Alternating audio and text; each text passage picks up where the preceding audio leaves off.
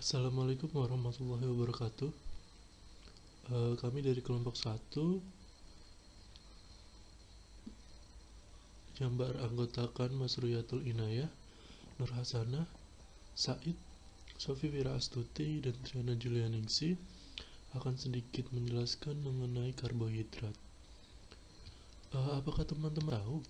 Karbohidrat merupakan senyawa sumber energi utama bagi tubuh manusia. Kira-kira sekitar 80% kalori yang didapatkan tubuh berasal dari karbohidrat. Karbohidrat tersusun dari unsur karbon, hidrogen, oksigen, dan terdapat dalam tumbuhan seperti beras, jagung, gandum, dan umbi-umbian yang terbentuk melalui proses asimilasi yang terjadi dalam tubuh. Kemudian, banyak orang keliru menganggap karbohidrat sebagai penyebab kegemukan dan sehingga menghindari karbohidrat.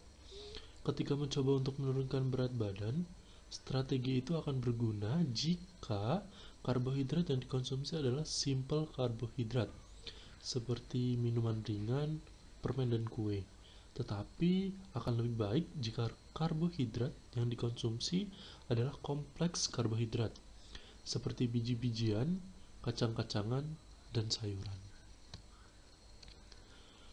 Kemudian, fungsi dari karbohidrat sendiri. Jadi menurut Joko Pekik Irianto 2006, karbohidrat merupakan senyawa sumber energi utama bagi tubuh manusia, yaitu yang kira-kira tadi 80% kalori yang didapatkan yang berasal dari karbohidrat, di mana memiliki manfaat atau fungsi. Yang pertama adalah sumber energi utama yang diperlukan untuk gerak.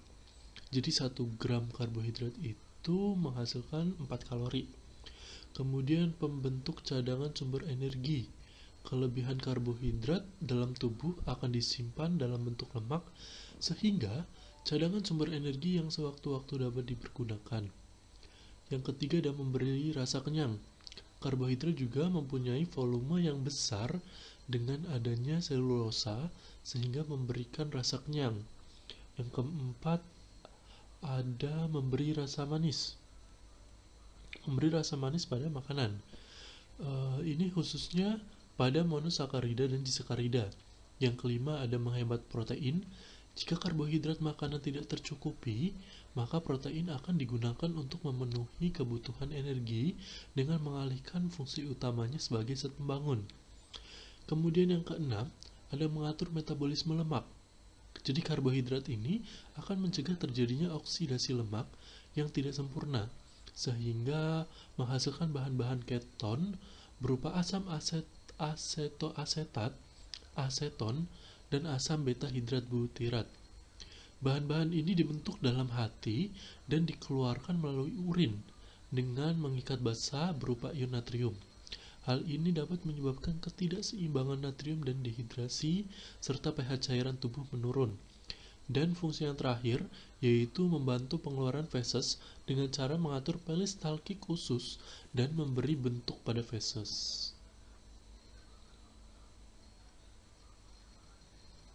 Jadi dari beberapa keterangan mengenai fungsi karbohidrat dalam tubuh manusia dapat disimpulkan bahwa karbohidrat adalah zat tepung yang dapat digolongkan pada makanan pokok yang menghasilkan tenaga dengan satuan kalori.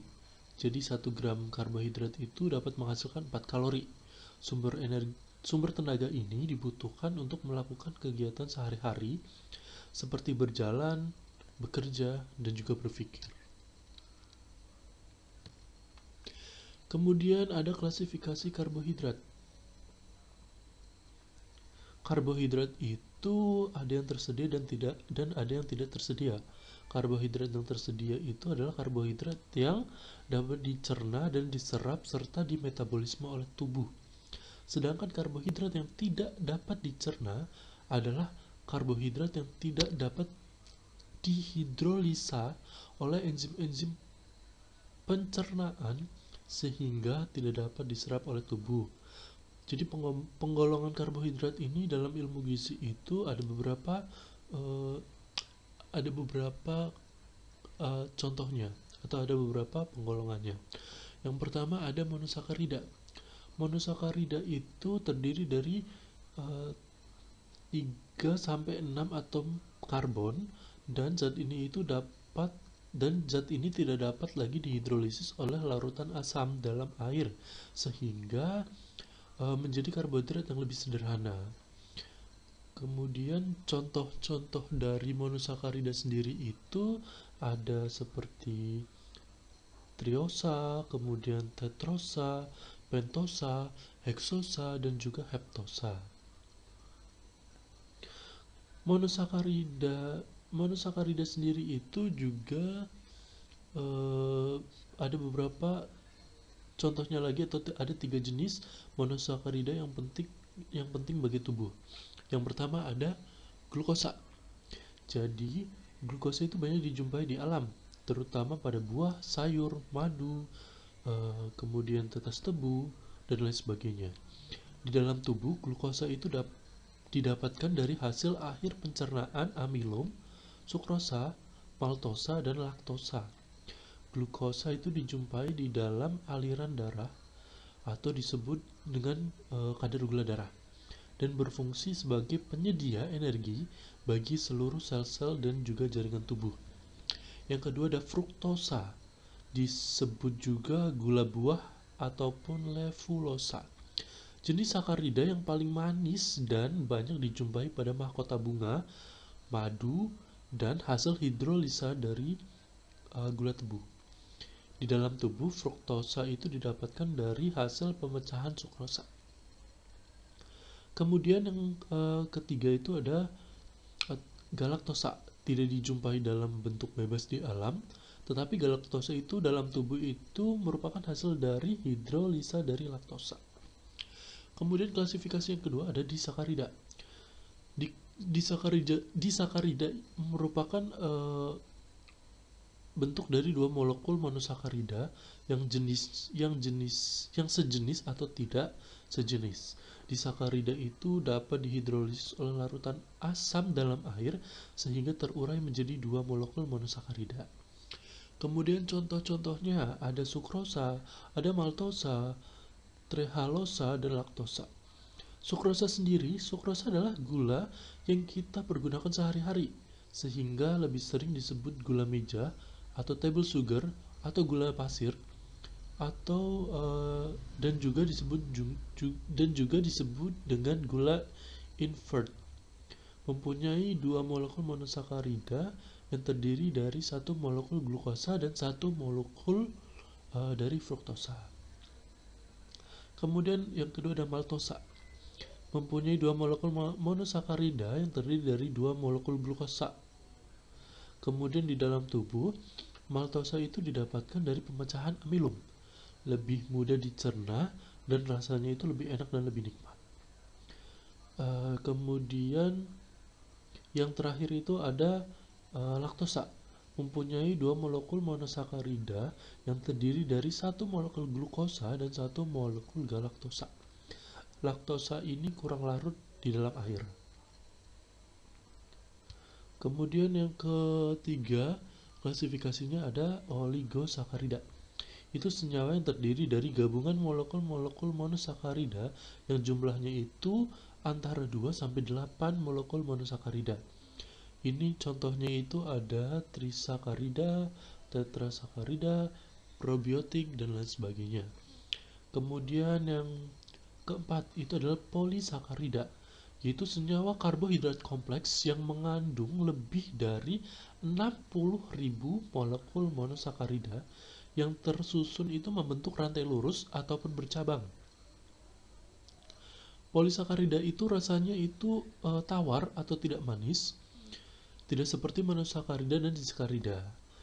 Di mana dalam ilmu gizi itu ada 3 jenis polisakarida. Yang pertama adalah amilum atau pati, merupakan karbohidrat dalam bentuk simpanan bagi tumbuh-tumbuhan dalam bentuk granul yang dijumpai pada umbi dan akarnya. Amilum ini biasanya terdapat pada umbi-umbian, jagung, kemudian beras, kacang-kacangan, dan lain sebagainya. Yang kedua ada dextrin. Dextrin itu merupakan zat antara dalam pemecahan amilum. Molekulnya itu lebih sederhana, lebih mudah larut di dalam air dengan iodium. Kemudian dextrin ini dengan iodium itu akan berubah menjadi warna merah. Kemudian ada glikogen. Glikogen merupakan patih hewani terbentuk dari ikatan 1000 molekul kemudian larut di dalam air. Contohnya ada patih nabati tidak larut dalam air. Kemudian bila bereaksi dengan iodium akan menghasilkan warna merah. Glikogen ini disimpan di dalam hati dan otot sebagai cadangan energi yang sewaktu-waktu dapat diubah kembali menjadi glukosa bila dibutuhkan. Terdapat di kecambah, susu, sirup, jagung, dan lain sebagainya. Kemudian ada selulosa. Selulosa itu tidak dapat dicerna oleh tubuh manusia, oleh karena itu tidak ada enzim untuk memecah selulosa. Meskipun tidak dapat dicerna, selulosa itu berfungsi sebagai sumber serat yang dapat memperbesar volume dari feses, sehingga akan memperlancar defekasi. Itu macam-macam dari klasifikasi dari karbohidrat. Kemudian ada metabolisme karbohidrat. Jadi metabolisme merupakan reaksi dalam sel yang dikatalisis oleh enzim-enzim. Di dalam proses metabolisme terdapat dua proses utama, yaitu katabolisme dan anabolisme. Kemudian katabolisme itu proses penguraian atau pemecahan molekul-molekul yang kompleks menjadi molekul yang lebih kecil dan lebih sederhana dengan melepaskan energi. Sedangkan analisis itu merupakan reaksi penyusun senyawa sederhana menjadi senyawa yang lebih kompleks. Kemudian katabolisme. Katabolisme itu contoh dari proses katabolisme ya, itu ada respirasi sel. Berdasarkan ada tidaknya oksigen respirasi dibagi menjadi dua respirasi, aerob dan non-aerob. Kemudian respirasi anaerob itu merupakan respirasi yang tidak membutuhkan oksigen, dikenal dengan istilah fermentasi. Fermentasi ada dua, yaitu ada alkohol dan asam laktat. Kemudian katabolisme aerob itu dibagi menjadi 4 tahap. Ada glikolisis, dekarboksilasi oksidatif, siklus Krebs, dan transport elektron. Yang pertama saya akan jelaskan tentang glikolisis. Glikolisis adalah proses pemecahan glukosa menjadi pirufat. Glikolisis merupakan reaksi katabolisme karbohidrat. Kemudian glukosa diaktifkan oleh molekul ATP menjadi glukosa fosfat yang kemudian diubah menjadi asam pirufat dan dengan proses kimia yang kompleks. Ini proses dari glikolisis sendiri. Jadi hasil akhirnya nanti dalam glikolisis itu ada asam pirufat, 2 ATP dan 2 NADH2. Kemudian dekarboksilasi oksidatif. Dekarboksilasi oksidatif adalah tahap perantara antara glikolisis dan siklus Krebs. Terjadinya mulai dari sitoplasma ke mitokondria dan terjadi di dalam matriks mitokondria.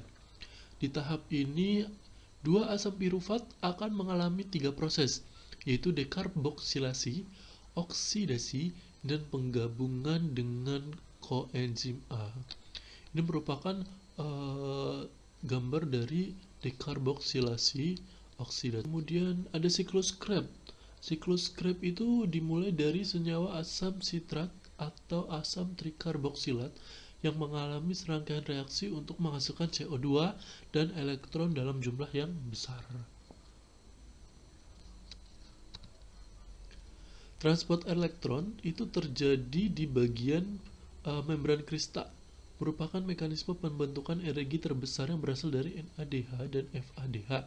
Proses ini akan menghasilkan 34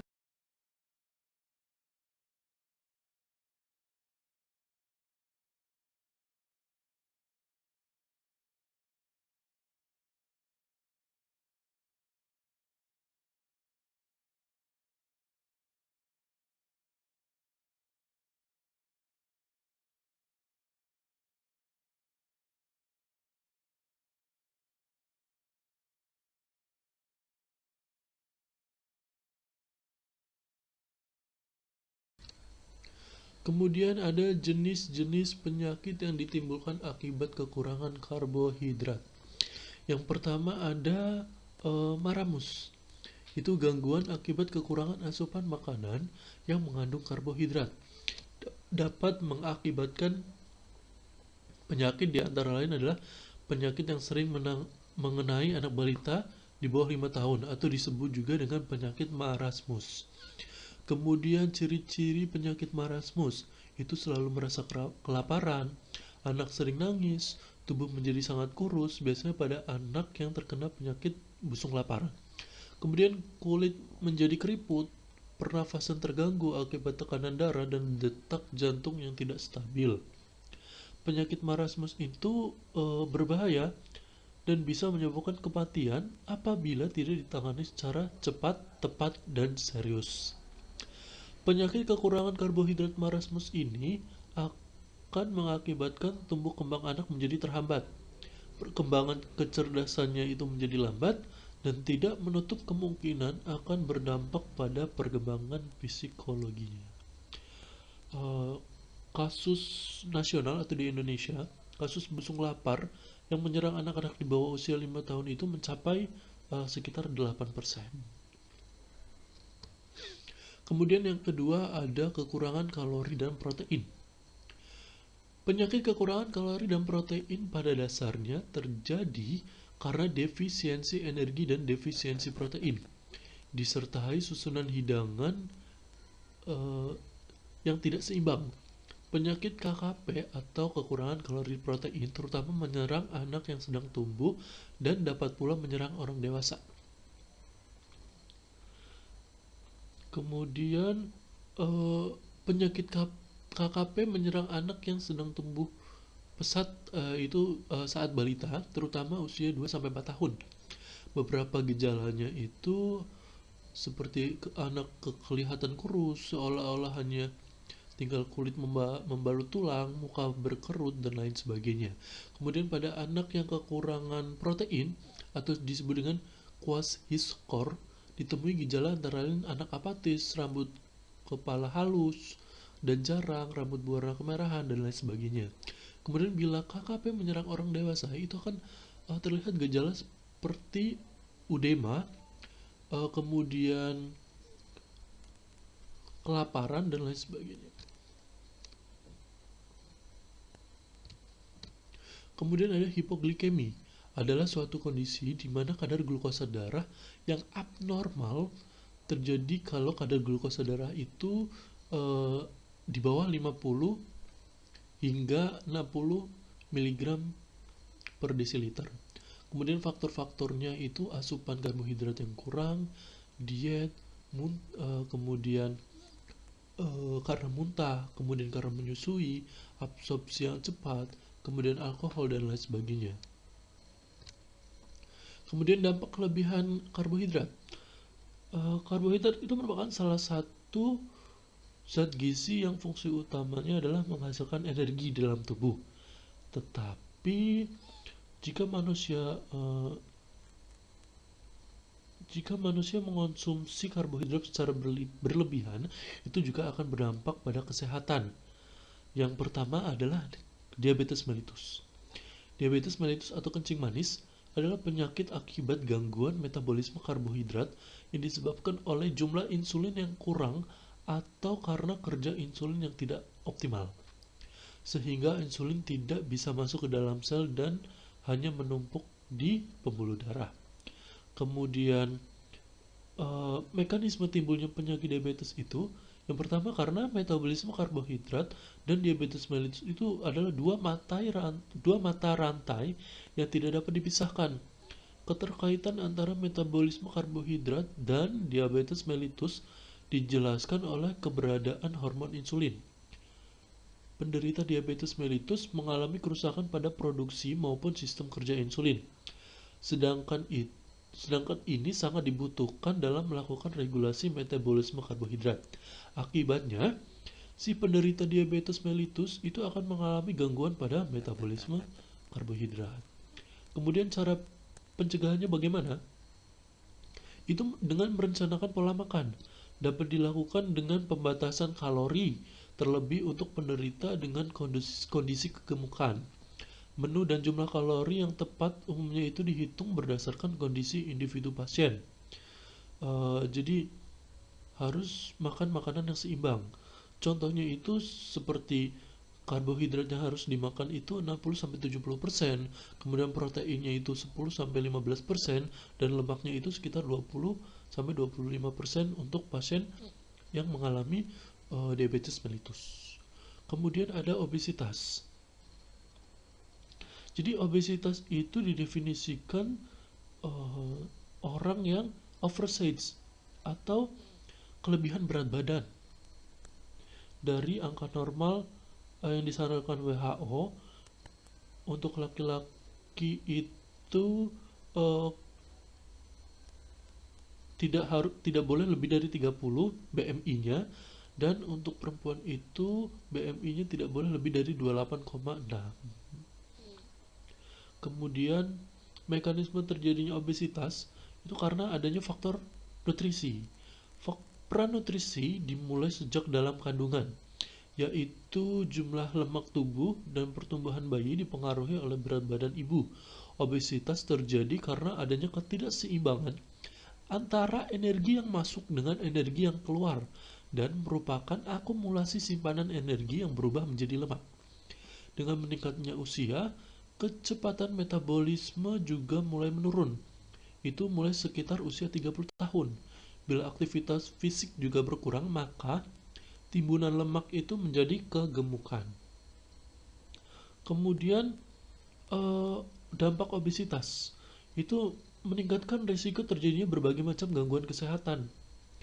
Itu seperti stroke, kemudian ada diabetes, jantung koroner, dan lain sebagainya. Kemudian cara pencegahannya gimana? Jadi dengan terapi utama itu merubah pola hidup sehat. Yang pertama adalah mengatur pola makan yang sehat, mengatur perilaku makan dengan memotivasi pasien obesitas agar dapat mengikuti pola makan yang sehat. Kemudian pengaturan aktivitas fisik, jadi banyak melakukan aktivitas fisik yang dianjurkan untuk pasien obesitas, misalnya seperti jalan kaki, jogging, dan lain sebagainya. Kemudian ada terapi tambahan. Terapi tambahan yang bisa digunakan itu apa sih? Yang pertama adalah psikoterapi. Itu dilakukan untuk membantu pasien memotivasi diri dan melakukan perubahan perilaku pasien. Kemudian ada farmakoterapi. Itu memberikan terapi obat yang dipertimbangkan setelah pengaturan makan. Aktivitas fisik itu tidak memberikan hasil maksimal dalam penurunan berat badan. Jadi harus diimbangi dengan farmakoterapinya. Kemudian ada operatif. Terapi operatif itu hanya dapat dilakukan pada kondisi khusus dengan pertimbangan dan pengawasan medis yang kuat dari pihak-pihak yang berkompeten. Kemudian jika memang terapi utama dan tambahan tidak bisa digunakan, itu maka harus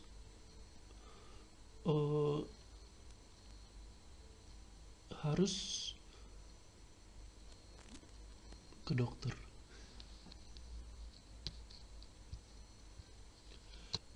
Ya, itu sedikit materi dari kelompok 1 tentang karbohidrat. Semoga bermanfaat.